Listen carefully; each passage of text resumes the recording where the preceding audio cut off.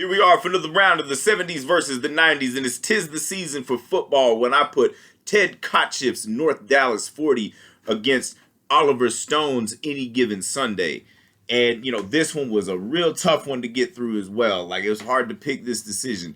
So let's just jump right into Ted Kotcheff's North Dallas 40, starring Nick Nolte as the main guy. He's dealing with having to be, sitting on the bench, but also that the opening sequence of this film is one of the most like mature like sequences I've ever seen about just showing what a fucking athlete has to go through and shit, especially getting older, have to deal, because we see like, Nick Nolte in bed and fucking nose all bloody and shit, and just you can tell this dude is in immense pain, and with every like ache and pain that this dude has, like it cuts to like how he got battered on the football field and stuff. And then it gets wild and crazy too, because you got the country singer Mac Davis. Hard to be humble when you're perfect in every way. He's the star guy, and then you got the crazy like just roided out motherfucker, not really roided out, but just testosterone excessive. Guys like Bo Sevenson, borderline psychotic, but he can really like tear shit up on the field and stuff. The movie kind of shows this in a mature way without getting too out of hand. There's a party sequence where, we see Bo Sevenson trying to like get rough with the chick that Nick Nolte was trying to holler at, and he tries to prove himself and, damn near gets his ass choked to death. But it's the woman that Nick Nolte meets at the party that kind of sets his like spiritual crisis in motion and stuff, because she doesn't really understand the world of football that he comes from. And, he's also having, yet again, dealing with pain. Is he going to get on the, is he going to be able to start? They keep kind of dicking him around. The guy that played the senator in Godfather 2, G.D. Spradlin, Spradlin, or however the hell you say his name, he's the guy running shit. And, keeps giving him shit. He's got his little computer with his fucking statistics and shit, and Charles Durning is Coach Johnson. He's fucking something else too, like the whole team, the management, and the fucking players, and even the money people, the Conrad Hunter played by Steve Forrest, they're all playing their parts perfectly, like they're all kind of assholes in their own way. Nick Nolte, though, is clearly the most sympathetic one, but it, and finally when the dude finally has a chance to prove himself, they end up losing the fucking game. It wasn't his fault per se, but then they decided to use him as a scapegoat and all this shit, and so he just says fuck it, and says I quit, and it's very much a 70s movie. It's very anti-establishment. We see all the shitty things that this organization does to just kind of win. Like the Delmer character, who he fucks up his hamstring. They make him take the shots. That he can't feel nothing. He's playing on a bad hamstring and ends up fucking that. It gets all fucked up even worse. And if you'd have just started Nick Nolte's character, you probably would have won the game. But it is what it is. We see all this stuff, and it's done so in a very mature manner and stuff. It turns out they had been following Nick Nolte. They bust him for smoking some grass. And as he replies, y'all injected me with harder shit just to get me onto the field. And so that in and of itself kind of shows the hypocrisy and all that other bullshit that they were trying to do. But and the fact that they lose too, all the shit that they go through, because we don't just see it from Nick Nolte, we see even from Mac Davis's character, who may even be outshining Nick Nolte's performance. But Nick Nolte's performance is very understated. He doesn't like get too crazy with it. He plays it perfectly. And when you hear him explain to his girl, the reasons why he likes this shit, and why he does what he does, even if she can't understand it.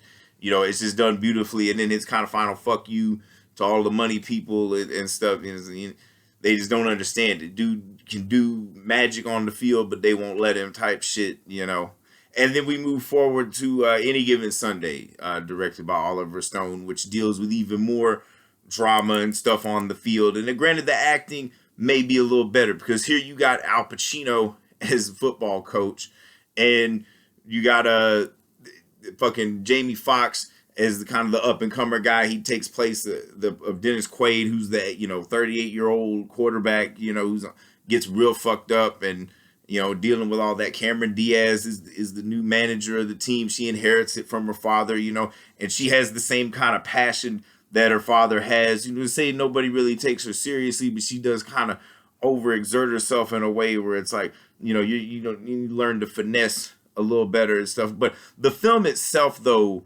gets a little heavy-handed at times, and this is majorly the fault of Oliver Stone, because he just has a chance to let his actors really run with this material. Like specifically the dinner scene with Al Pacino's character and Jamie Foxx's character, where he's trying to kind of give him some life lessons and stuff, and they both have really good monologues. They're both acting their asses off and shit. But then, there's just all these cuts to unnecessary shit, like fucking lightning striking, there's a storm coming, and all the fucking shit. It's the same. It's shit he kind of started doing around the time of Natural Born Killers, and it just kind of takes away because, both these actors were putting in great work, and then it just kind of gets belittled, because it's like you kind of mistake your fucking audience's attention span. Maybe it's supposed to be more football, all that fucking shit. Now, those football sequences are amazing. Like, Oliver Stone puts you in the right there, like you're fucking on the field with these motherfuckers. And sometimes it gets a little too over the top, but who really knows? Who can really? I mean, it's a fucking intense sport in and of itself.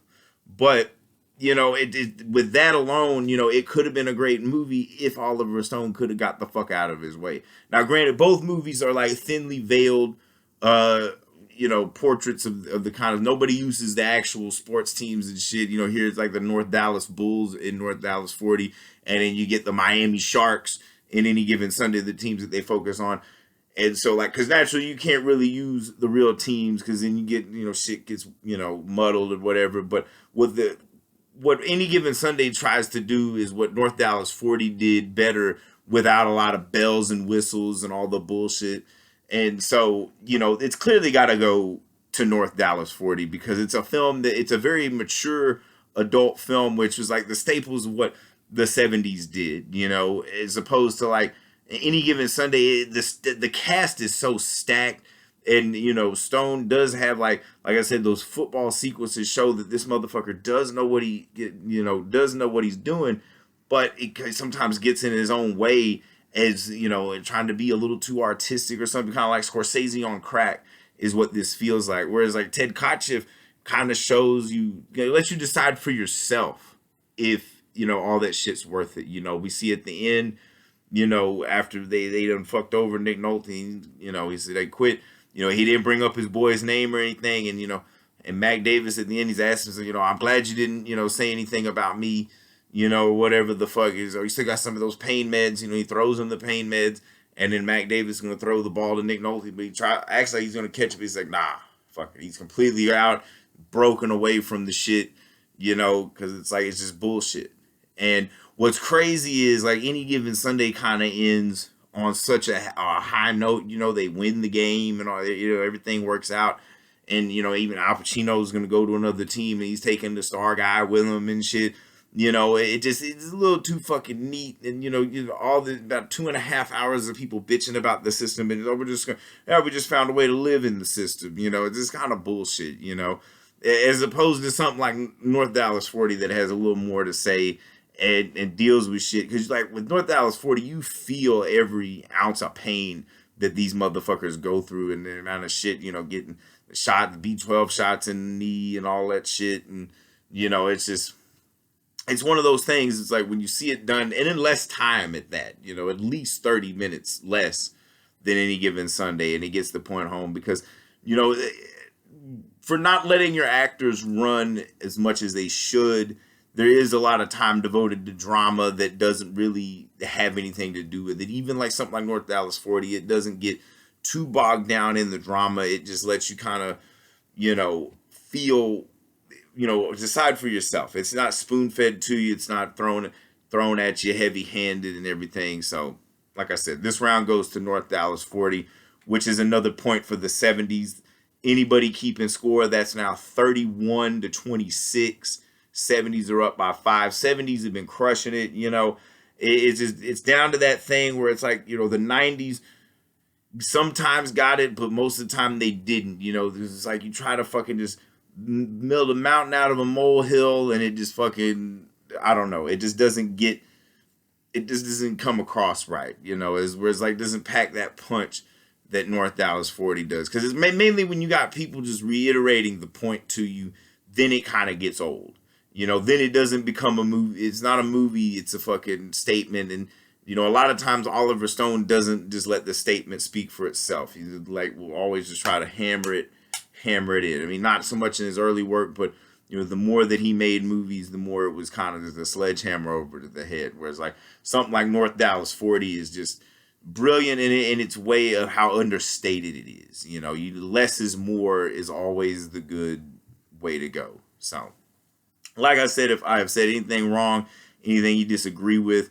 feel free to eviscerate me in the comments. If you have any suggestions, feel free to like put them in there. You know, I got a lot of these matchups. You know, this was a main event. We'll see more bonus rounds pop up here and there as time goes on, because you know I got to know there's so much, and you know this shit's heating up. The next main event will be Welcome to LA versus Magnolia. Like I said, the main events happen every Saturday, and then you'll see like some bonus rounds pop up here and there. So one thing about it, it's football season, so enjoy that shit. And 70s are up by 5. They're fucking killing it.